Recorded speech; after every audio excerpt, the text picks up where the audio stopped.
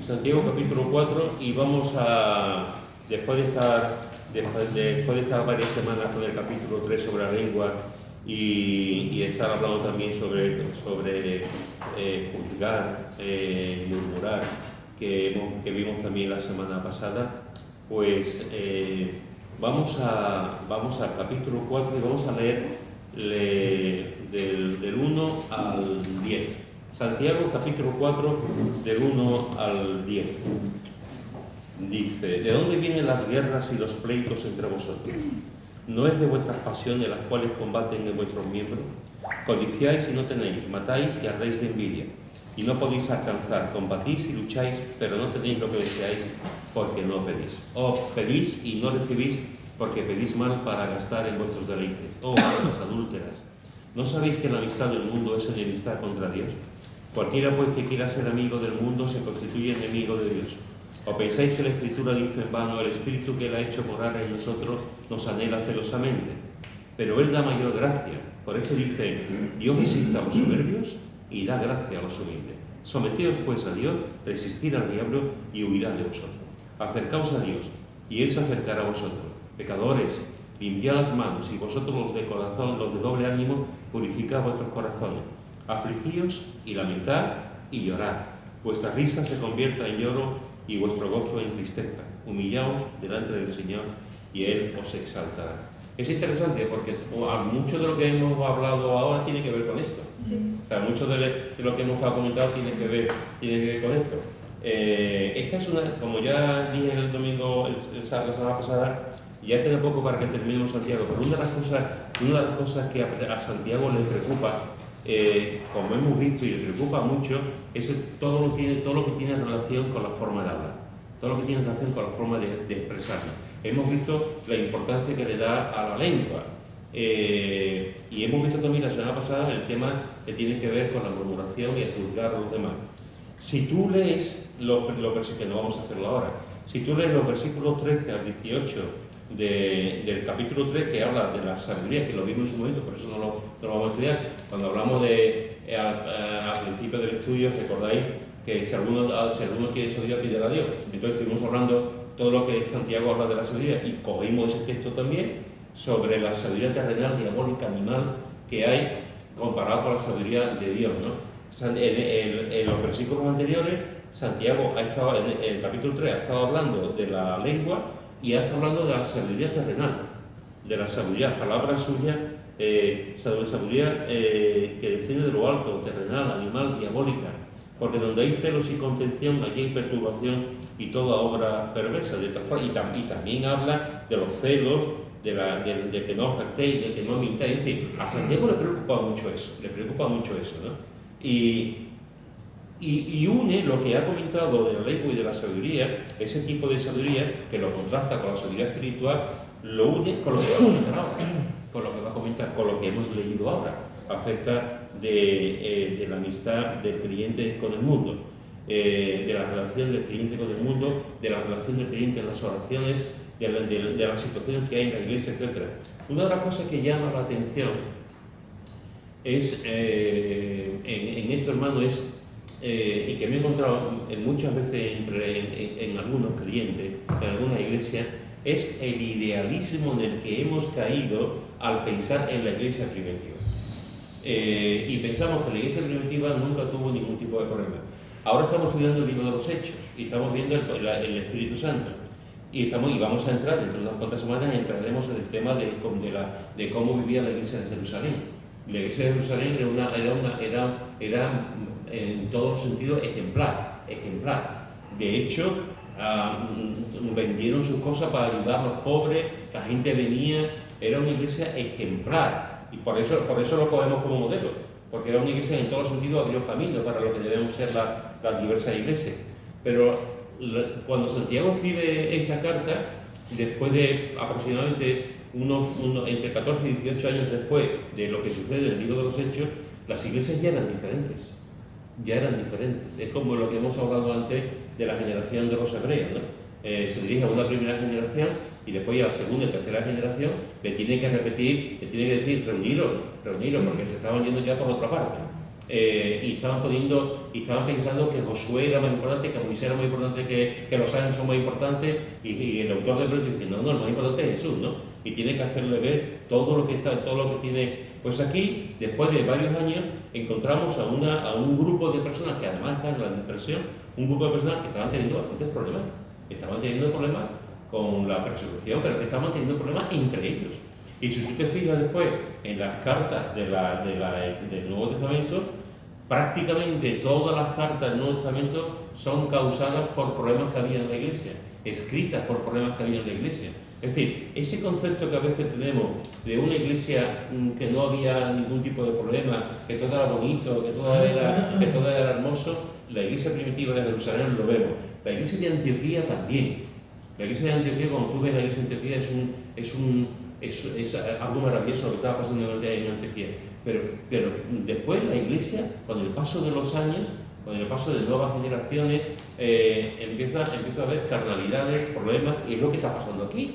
Es lo que está diciendo Santiago. Santiago comienza en los primeros 3 versículos, dice, ¿de dónde vienen las guerras y los pleitos entre vosotros?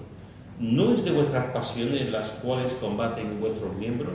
Codiciáis y no tenéis, matáis y ardéis de envidia, y no podéis alcanzar, combatís y lucháis, pero no tenéis lo que deseáis, porque no pedís. Pedís y no recibís porque pedís mal, para gastar en vuestros deleites. En la versión, en la traducción del lenguaje actual, estos mismos versículos dicen lo siguiente. ¿Saben por qué hay guerras y pleitos entre ustedes?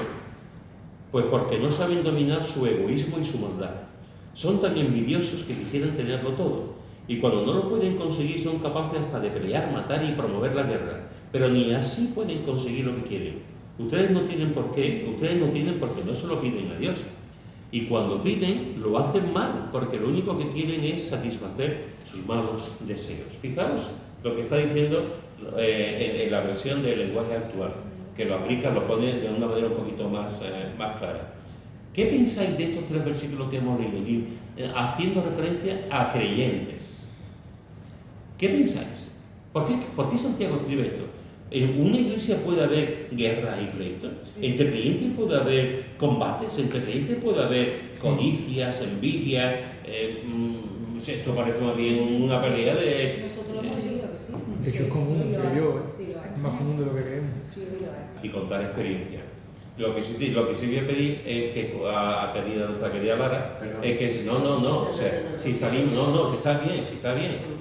Aquí la única cosa es que como no sabemos quién lo puede ver, sí, que hay ciertas cosas que tú en casa lo cortes, ciertos nombres propios, sí, ciertas situaciones, pero nosotros sí podemos hablarlo, faltaría más, porque podemos comentar cosas, bueno, son cosas de ejemplo que nos pueden ayudar. Pero a la hora de salir, tenemos a Lara que ponga la tijera para que no salgan cosas que puede decir alguien, oye. La censura, porque no sabemos quién lo puede. Ella ya está acostumbrada a eso, está acostumbrada. Fijaros que, pero es así, tristemente es así. Yo en mis años también, tantos años como pastor, tengo que decirlo que también he visto, en Utrera, gracias a Dios, en Utrera un par de veces, algunas un par de veces, en tantos años que hay que, pero en la medida de la allí en Utrera también fue una bendición, pero he visto mucho en las iglesias. Durante muchos años, para bien o para mal, me han llamado muchas iglesias por esto mismo, porque había problemas en el consejo, problemas en la iglesia, división, enfrentamiento, me llamaban para ver si yo podía ayudar, ¿no? Incluso aquí mismo, ¿no? Entonces, en estas yo lo he visto, y he visto carnalidades, luchas, hasta pelea física. Hasta pelea física. Entonces, ¿cómo es posible que entre pues ocurre? O sea, lo que quiero decir, hermano, es que a veces pensamos en la iglesia y pensamos, pero las iglesias, no olvidemos que están compuestas por gente perfecta y sin ningún tipo de problema. sin mancha, sí, pero no problema. Las iglesias están llenas de gente imperfecta, de gente pecadora. Las iglesias estamos llenas, o sea, si yo fuese psiquiatra o psicólogo, quería un libro del perfil de Monocriste, porque la verdad es que tenemos un perfil, pero precisamente el Señor ha hecho una obra y ha muerto por nosotros, los que no tenemos derecho a nada, los que estamos hechos polvo, es el gran médico, el mal y el medio. Entonces, pero claro, hay que reconocer que una cosa es la obra de Dios y otra cosa es que hay gente en las iglesias que son gente problemática, gente difícil, gente tóxica, gente carnal, que hacen daño. Y que por cualquier cosa se levanta un enfrentamiento, luchas, peleas. ¿En las iglesias hay guerra y pleitos? Sí. Y entre más grande la iglesia más se puede ver ese tipo de cosas, ¿no? Y entre más grande también, sí y no, Susana. Hay iglesias pequeñas. No, yo digo de iglesias grandes. Sí. Hay iglesias pequeñas que a lo mejor son 8, 9 o 10 y se comen a bocado. Y hay iglesias grandes que son un vaso de aceite. Es que depende. Hay iglesias grandes que a lo mejor resulta que es como normalmente las iglesias grandes. Normalmente a partir de cierto número, cuando hablo de número me refiero ya a partir de 1000 y pico, 2000, 3000, 4000. Normalmente funcionan con células, con grupos pequeños. Se juntan entre semanas y funcionan en grupos pequeños, ¿no? Entonces, hay iglesias que no tienen ningún problema en ese sentido, porque los grupos pequeños se nutren, estudian la Biblia, se cuentan sus cosas, oran y después van a la iglesia el domingo o de la semana y todo está perfecto. Y es verdad que hay iglesias grandes que al haber más gente, los problemas se multiplican. Entre ellos la murmuración, la crítica. Es que depende siempre de la madurez de la persona. Hay gente muy madura en las iglesias grandes y hay gente muy inmadura. Y hay gente muy madura en los grupos pequeños y gente muy inmadura. Es que esto es así, estrictamente. Entonces, depende de la persona siempre.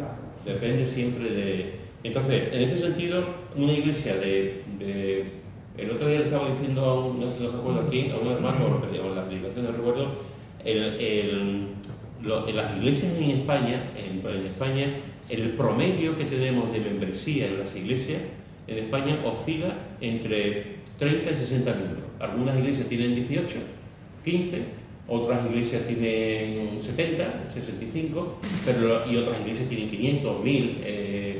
En España no hay muchas iglesias más de 1000, pero algunas lo hay. De 200, 300, 500, pero el nivel general, el tanto por ciento es entre 40 y 60 miembros en España, ¿no? Pues en ese sentido, tú dices, una iglesia con 40, 50, 60, 30, ¿cómo va a tener problemas? Pues lo hay. Y fijaros que aquí nos está diciendo que iglesias mayores, guerras y pleitos, no es de vuestras pasiones las cuales combaten vuestros miembros, de lo que hay, como dice en la traducción del lenguaje actual, no saben dominar su egoísmo y su maldad, está dentro de nosotros, de lo que tenemos en nuestro interior, ¿no? Y dice cosas muy interesantes, dice, codiciáis y no tenéis. Y fijaros lo que dice, matáis y ardéis de envidia y no podéis alcanzar. Y tú dices, ¿cómo entendemos esto de matáis? ¿Esto se entiende literalmente? ¿Estos cristianos mataban a la gente? No. ¿Qué significa esto? Matar a una persona con la lengua y hundirla. Evidente. O sea, codiciáis, si vas a la escritura, tú podrás ver que hay montones de textos, bueno, y en la ley, los 10 mandamientos, no codiciarás, hay un montón de textos que nos hablan de la codicia. Eso es por algo. En el Nuevo Testamento también Jesús habla sobre la codicia. Codiciáis. El ser humano codicia lo que no tiene.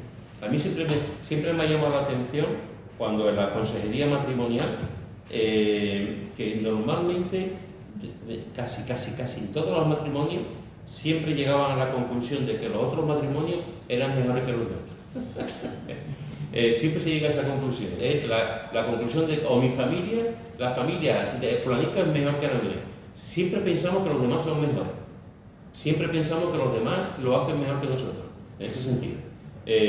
Y codiciamos el coche de fulanito, codiciamos la ropa de fulanita, codiciamos la inteligencia de esta persona, codiciamos los dones de... O sea, la codicia es algo natural en el ser humano. Y por eso la palabra de Dios nos enseña tanto, y el libro de Proverbios está lleno sobre ese tema, O sea, y no codiciamos. ¿Y qué ocurre cuando la codicia? Que vas codiciando, vas adquiriendo, hará esto, hará lo otro, hará más, pero nunca te cansa. Por eso dice, codiciáis y no tenéis, que es imposible. O sea, conocéis el síndrome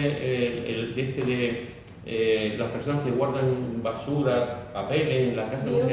Diógenes. Esto es muy interesante. Persona que además no tiene ningún tipo de problema. Hay personas que son pobres, pero hay personas que tienen una situación laboral buena, y tienen este síndrome, ¿no?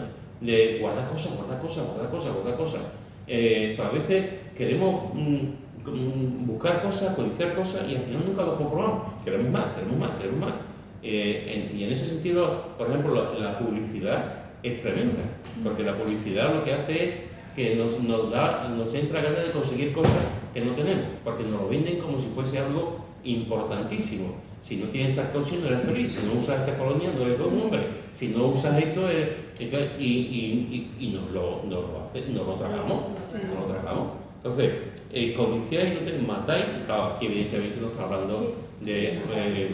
Respecto a matar, yo te puedo matar a ti levantándote un falso testimonio, viendo algo de tu vida y después publicarlo.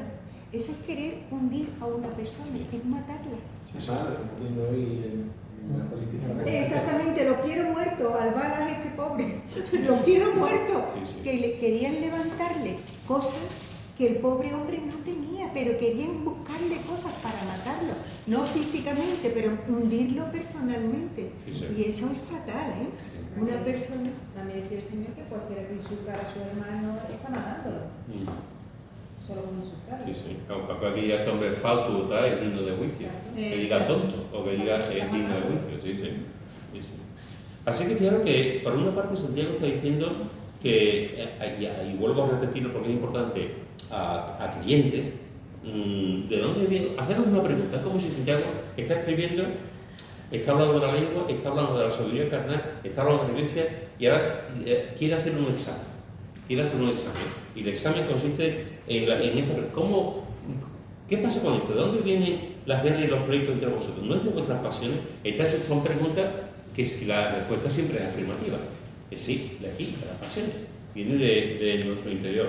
¿No os dais cuenta que codiciáis? ¿No os dais cuenta que podéis, que la envidia, hermanos y hermanas, esa es otra? Hemos estado hablando de la codicia, pero la envidia es una plaga.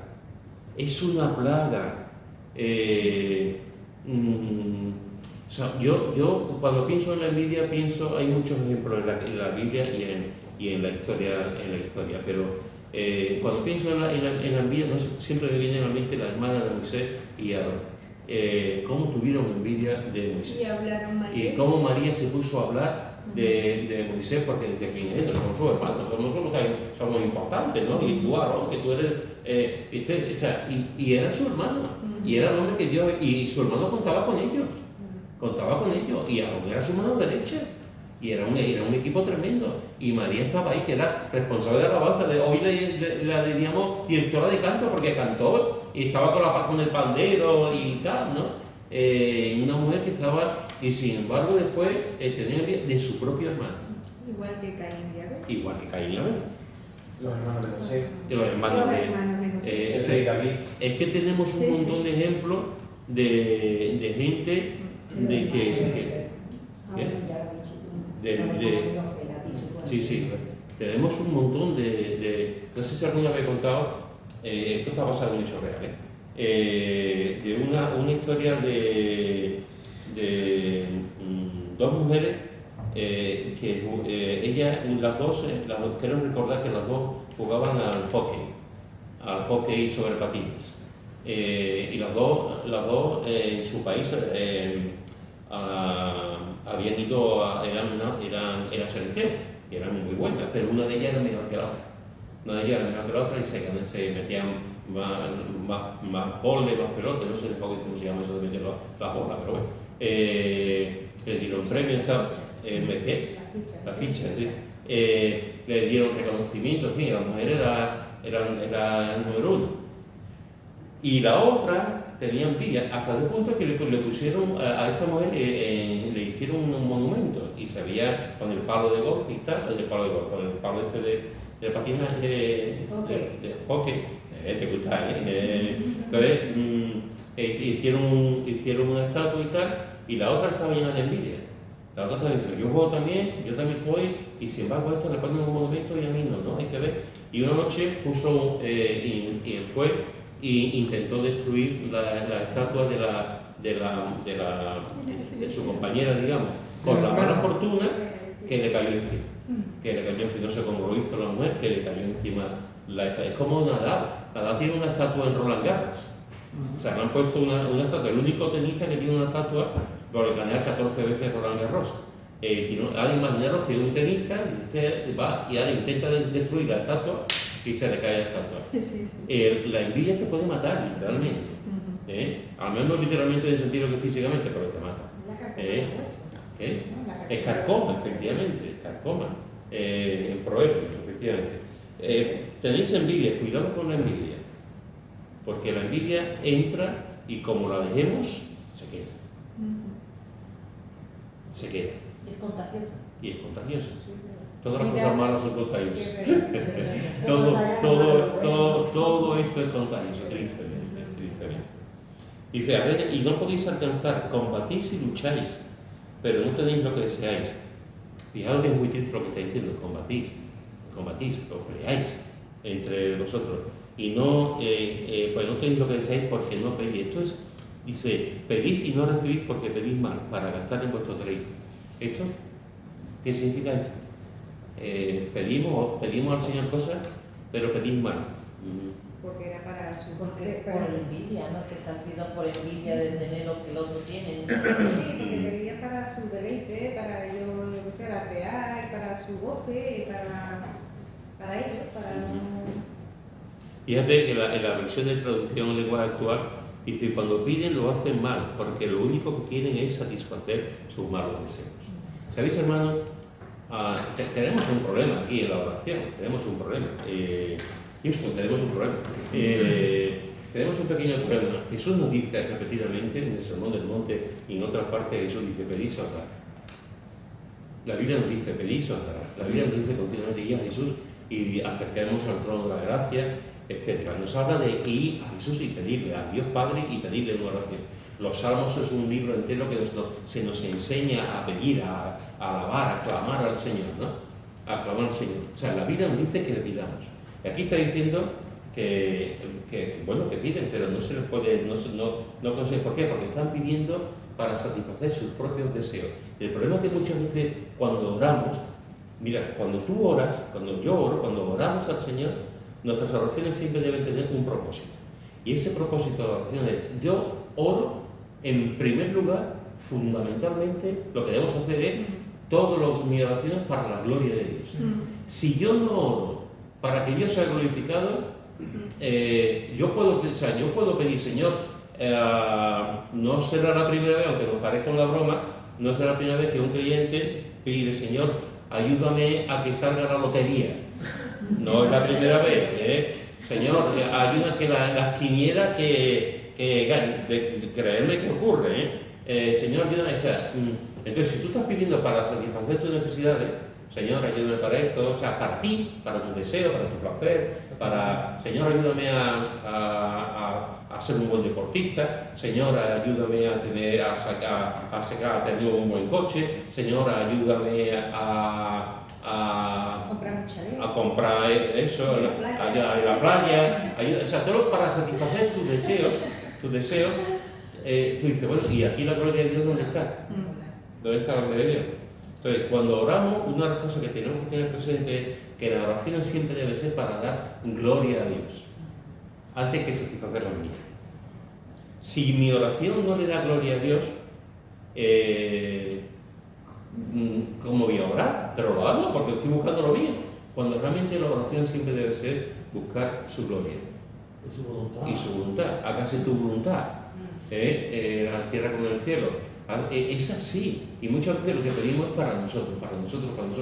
¿Por qué? Volvemos otra vez. Porque somos egoístas. Porque buscamos nuestro propio placer. Porque buscamos lo nuestro. Porque somos así. Entonces, esa es una vara de medir importante. Cuando No estoy hablando de alabar al Señor, no estoy hablando de pedir. Cuando pidamos, tenemos que pedir, Señor, pedir con mi petición, tú eres glorificado, con mi petición tú eres exaltado, o soy yo. Y a partir de ahí, sabemos lo que tenemos que pedir o no. Fijaros que después, en los versículos 4 al 6 dice, ¿quién lo quiere leer? Versículos 4 al 6. Oh almas adúlteras, ¿no sabéis que la amistad con el mundo es enemistad contra Dios? Cualquiera, pues, que quiera ser amigo del mundo, se constituye enemigo de Dios.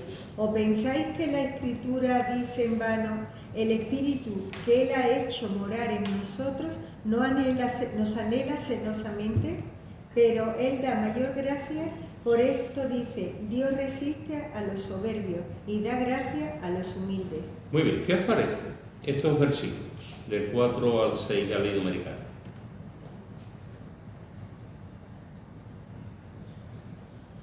También lo como estaba hablando antes, la amistad con el mundo es no vivir en santidad. ¿Por qué dice o almas adúlteras? ¿Está hablando literalmente de adulterio? Sí, claro. Contra ¿De un matrimonio está hablando? Contra el Señor. Muy bien. ¿Podemos ser adúlteros espiritualmente? Sí, porque el Espíritu Santo nos anhela celosamente y nosotros buscamos las cosas del mundo antes que las del Espíritu. Por eso nos sentimos cuando dice buscar la paz y la santidad sin la cual no veréis a Dios, porque hemos sido adúlteros al Espíritu Santo, lo hemos dejado de lado, entonces no podemos ver la gloria de Dios en nuestra vida en muchos momentos. Y pasamos por situaciones que hay cristianos que pasan incluso por depresiones y pasan por momentos porque no ven ya la gloria de Dios en su vida, el Espíritu Santo no lo sienten en su vida, es lo que yo creo que quiere decir lo de almas adúlteras. No, porque yo pienso que cuando uno adultera es cuando le es infiel a la persona que debe de amar. Y muchas veces adulteramos con Dios, en el sentido de que amamos más otras cosas. La cosa del mundo. Sí, claro, que a Dios. Yeah. Entonces estamos adulterando. Lo que está claro es que de una misma fuente no puede salir agua dulce ni agua sal. Eso es así. En la versión de traducción lenguaje actual dice, ustedes no aman a Dios ni lo obedecen. Lo ha dicho de amar. Ustedes no aman a Dios ni lo obedecen. Cuando habla de almas adúlteras es interesante, hermano, porque una de las figuras que aparece en el Antiguo Testamento es la figura de Dios como el marido de Israel. El marido de Israel. Aparece en varias ocasiones, en Isaías, en otras partes, aparece como que Dios y Jesús es el esposo de la iglesia. El esposo de la iglesia. Llevando esa figura a la figura de Jesús, la iglesia es la novia de Jesús, una imagen preciosa, ¿no? Pues si tú estás con tu mujer, con tu marido, y tú adulteras, tú estás engañando a tu cónyuge. Estás haciendo algo que no está bien, es un pecado. Y encima de todo, puedes tener hasta el descaro de decir, te quiero, cuando tú lo estás engañando abiertamente, ¿no? Pues, y más si es un proceso normal. Otra cosa que tú lo engañes en un momento dado, que se te ha ido, que es algo horrible, pero cuando tú ya engañas de forma sistemática, dices tú, ¿dónde está tu corazón? ¿Dónde está conmigo? No estarás de nuevo, ¿no? Pues el Señor está diciendo, y aquí Santiago está diciendo, estáis viviendo con la envidia, con la codicia, estáis adulterando espiritualmente. O sea, en vez de estar con Cristo, estáis sin Cristo, estáis viviendo como os da la gana. Y se decís que sois creyentes y estáis viviendo en la carne, y estáis viviendo sin prestar atención y sin obedecer, no os dais cuenta que estáis adulterando. No os dais cuenta que decís que estoy casado con Jesús y no estáis viviendo con Jesús y estáis haciendo lo que queréis. Y después dice, mamá, ¿no sabéis que la amistad del mundo es enemistad contra Dios? cualquiera pues que quiera ser amigo del mundo se constituye enemigo de Dios. Y aquí dices, ¿qué me está diciendo aquí la Biblia? ¿Qué me está diciendo aquí Santiago? Para ser yo amigo de Dios tengo que dejar el mundo, tengo que irme a una montaña, tengo que hacer vivir en una comunidad, tengo que hacer la cruz al mundo. No dejar lo malo del mundo. Ajá. O sea, eso es una cosa importante, hermano, porque Jesús mismo nos enseña que no somos del mundo, pero estamos en el mundo. Cuando tú lees la epístola de Juan, en la primera epístola de Juan nos habla del mundo y nos dice que el creyente es luisal del mundo. No podemos aislarnos del mundo. Es una enseñanza básica y fundamental que la Iglesia durante un tiempo ha tergiversado y durante un tiempo se ha confundido la Iglesia diciendo que tenemos que aislarnos del mundo, que ahí salieron las órdenes monásticas, salieron los conventos, etcétera, ¿no? Para aislarnos del mundo, cuando la Biblia dice todo lo contrario, ¿no? Ahora, si estamos en el mundo, no me digas que Jesús es tu Dios y tu Señor, porque tú estás en el mundo y estás viviendo conforme a los parámetros del mundo. O sea, el problema no es que estemos en el mundo, el problema es que vivamos como el mundo, que es muy diferente. Quien no piense, ¿hay aquí alguna persona con un poquito de cabeza, cuando no hablo del diámetro, hablo del interior, que piense que el mundo no atrae? ¿Hay alguien que piense que el mundo no atrae? Pero cuando dice no améis al mundo ni las cosas que están en el mundo, porque el amar al mundo es desechar a Dios. Eso es. El mundo atrae y gusta y todo, pero no lo amemos. El mundo atrae mucho, y el creyente que diga que no, el mundo atrae muchísimo. Y de muchas maneras. Porque a lo mejor lo que a él le atrae, a mí no me atrae. Pero a mí me atrae otras cosas que también son del mundo. Y también me van a separar de Dios. Aquí la cosa es, la cosa, como dice Mari Carmen, es no amar el mundo. No, el mundo está ahí. Y lo que nos ofrece el mundo en el mundo. O sea, y todo tiene que ver con la filosofía del mundo, con el que está detrás. No olvidemos también al diablo y con todo lo que significa. Entonces, si yo digo que soy amigo del mundo, amigo de Dios, y vivo siendo como del mundo, en realidad no soy amigo de Dios, porque estoy viviendo como vive la gente del mundo. O sea, tengo una mano aquí y otra mano aquí. Demas le pasó eso. Sí. Demas estuvo colaborando con Pablo, estuvo en las misiones con Pablo y al final dejó la obra de Dios, dejó a Dios porque amó al mundo. El mundo lo atraía y dejó de servir al Señor porque el mundo lo atraía y se fue al mundo. Yo creo que el kit de la cuestión aquí para Santiago es la oración, porque el diablo, no el diablo como tal, el ente, sino la cantidad de huestes que hay alrededor nuestra y que están constantemente alrededor nuestra, que nos controlan, que nos vigilan, que saben lo que nos gusta y saben cómo... Porque están todo el día observando. Entonces, lo único que podemos hacer es lo que dice Santiago. No pidas por un móvil y pide por lo que realmente tienes que pedir, que es eso que tú tienes ahí al lado que te puede quitarte. Y es lo único en la oración. Sí. Es interesante porque imaginaros que vamos en el coche. Vamos en el coche, yo a Chari conduciendo. Y se va conduciendo, estamos con el coche. Y está la línea divisora, y ahora tú te metes en la otra parte y vas conduciendo metido en una parte de la carretera y en otra parte. ¿Qué ocurre si eso lo haces con un montón de kilómetros? Porque te puede dar un castañazo tremendo con alguien que venga, ¿no? Claro. De frente. Pues muchas veces el cliente está metido ahí en medio, en la línea. O sea, o aquí o aquí. O con el Señor. O con el Señor o sin el Señor. Pero no me sitio. Y estamos ahí en la línea. Ese es el problema que tenemos. Que es muy antiguo. Desde que el hombre pecó es así. Entonces, y Santiago está diciendo una forma muy clara. O sea, no puedes estar en las dos partes. O eres amigo de Dios o eres enemigo. O estás con Dios o estás con el mundo. O sirves a Dios o sirves al mundo, al Dios de la riqueza. Y es que o conmigo o contra mí. Esto parece muy radical, pero es así. Es una guerra continua, creo yo. Es una guerra continua a lo largo de nuestra vida como creyentes. Sí, sí. Además, el Señor es tajante, y ante eso es que por cuanto eres tío, Nos ama celosamente. te vomitaré en mi boca. O sea, Sí, sí. es una expresión tan esto de decir,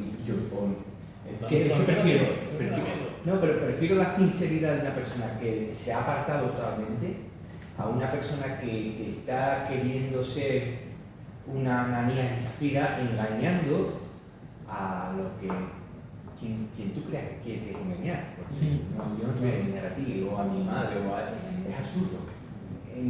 Enseñando una cara en la iglesia Y después otra vez el mundo. después no es, ¿no? Entonces para mí es una Ananías y Zafira, es decir, es un tibio, una tibieza, queremos mostrar algo que no. Y es interesante, y además tú, Mari Carmen, lo has dicho un par de veces, lo que dice el versículo 8, ¿no? ¿O pensáis que la Escritura dice en vano, el Espíritu que Él ha hecho morar en nosotros nos anhela celosamente? A mí esto me encanta. Es Me encanta. impresionante, ¿eh? Impresionante. Sí, sí. El Espíritu nos anhela. Un versículo que el Señor te anhele celosamente. Yo digo, Señor, ¿quién soy yo para que tengas, si yo te fallo, celos de mí? Pues sí. Sí. Sí, Bueno, sí. es que la anhelo viene ya antes de que Pero fuésemos tiene hechos. celos, nos ama celosamente. Es que si no, no hubiese enviado a Jesucristo. Ya, Sí, ya. pero Es que yo la palabra celosamente lo veo muy humano. Sí. Y sin embargo es el Espíritu Santo el que nos anhela, el que nos ama celosamente, el que quiere que le sigamos. Sí. Porque si no tiene celos de que no lo hagamos, Sí. es lo que yo veo. Eso es. La palabra negativa del celo todos la conocemos. Una persona celosa puede ser realmente algo muy malo, ¿no? Un marido celoso, peligroso. Un marido celoso puede matar a la mujer. Un padre celoso que le puede hacer mucho daño a su hijo, que no lo deja salir, que siempre tiene cuidado, que le puede hacer mucho daño. Pero hay una parte positiva en la palabra celo. Sí. Jesús cuando fue al templo fue por celo. El celo de tu casa me ha consumido. Sí. Estaba allí con los campistas Sí. y tal, ¿no? Es un celo de decir, bueno, que están quitándole el protagonismo a quien debe tener, ¿no? A Dios, ¿no? A mi padre, ¿no? Están poniendo otras cosas que no. Idolatría, mi negocio en el templo, etcétera, ¿no? Y esto es para mí es algo tan hermoso, ¿no? El Espíritu Santo nos anhela. Nos anhela, Nos celosamente, desea celosamente. nos desea, ¿no? Y esto es impresionante, y Ujú. quizás descuidar nuestra vida, ¿no? Pero te quiere, te anhela, te desea, quiere que estés ahí, que estemos ahí con él, ¿no? Es tremendo. Y ahora en los versículos terminamos con los versículos 6 al 10. ¿Quién lo tiene? Pero Él da mayor gracia, por esto dice, Dios resiste a los soberbios y da gracia a los humildes. Someteos pues a Dios, resistid al diablo y huirá de vosotros. Acercaos a Dios y Él se acercará a vosotros, pecadores. Limpiad las manos y vosotros los de doble ánimo purificad vuestros corazones. Afligíos y lamentad y llorad. Vuestra risa se convierta en lloro y vuestro gozo en tristeza. Humillaos delante del Señor y Él os exaltará. Muy bien, ¿qué os parece? ¿La pueden leer En la versión, Sí. en la versión de traducción en lenguaje actual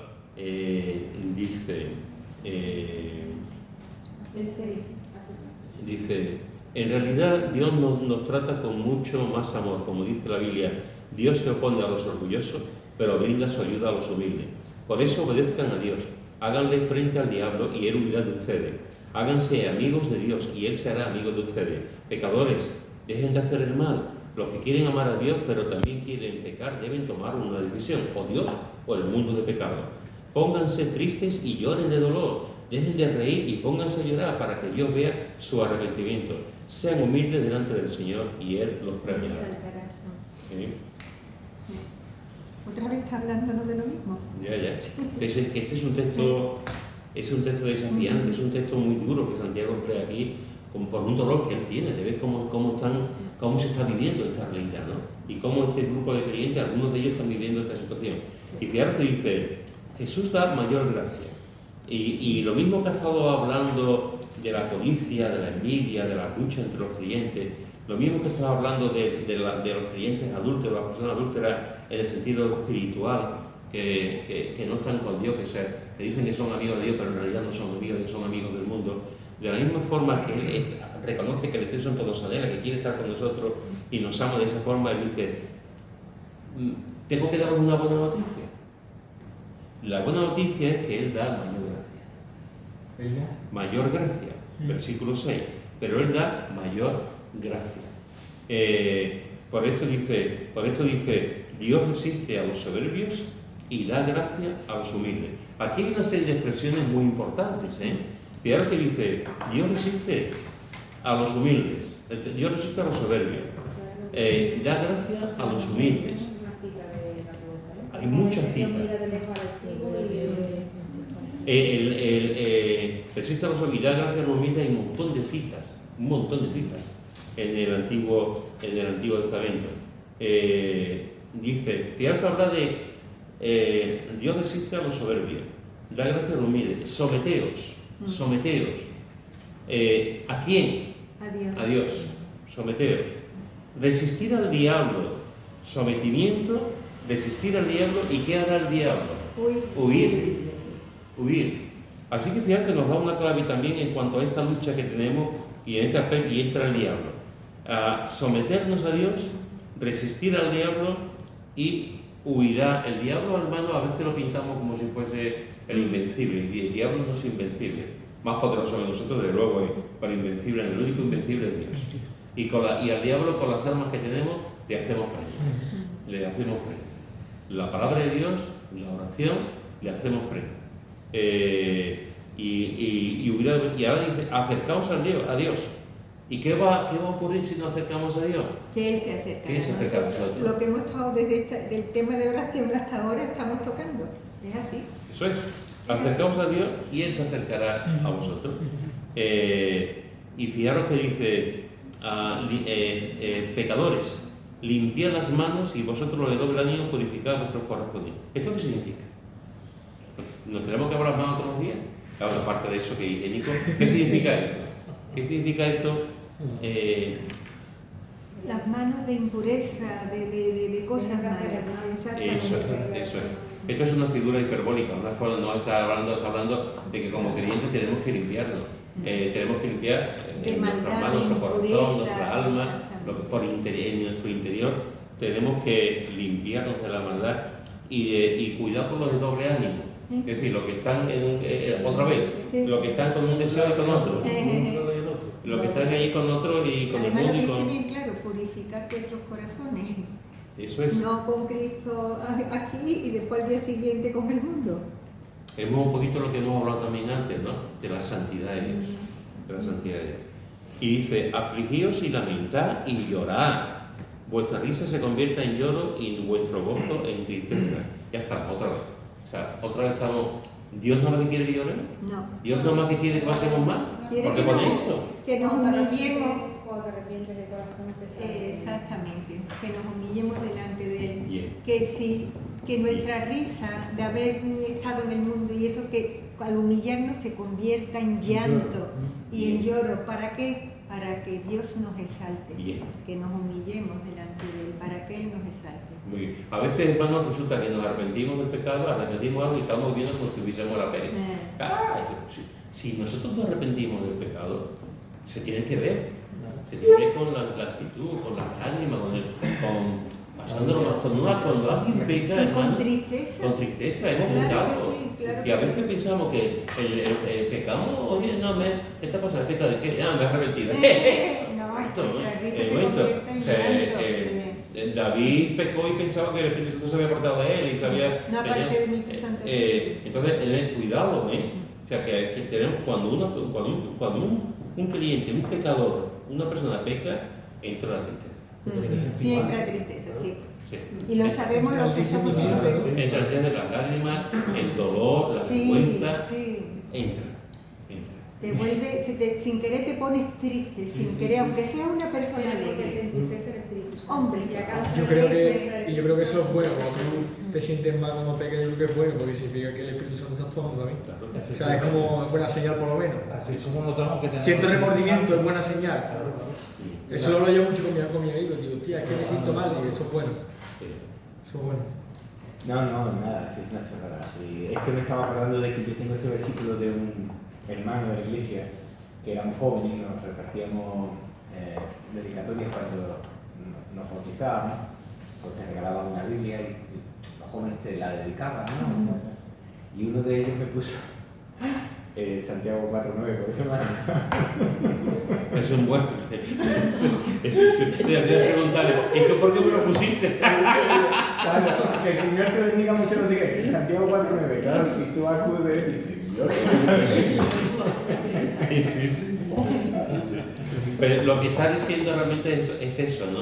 O sea, si un creyente está en el mundo, está pecando, se da cuenta de la situación, se arrepiente, como está pasando aquí, resiste al diablo, y tú estás haciendo y tú te arrepientes del alma, tú lo que es, vuelve, aflígete, llora, lamenta, no te pases todo el tiempo llorando como si no pasara nada, porque realmente pasa mucho. Y lo que tienes que estar es delante del Señor, ahí,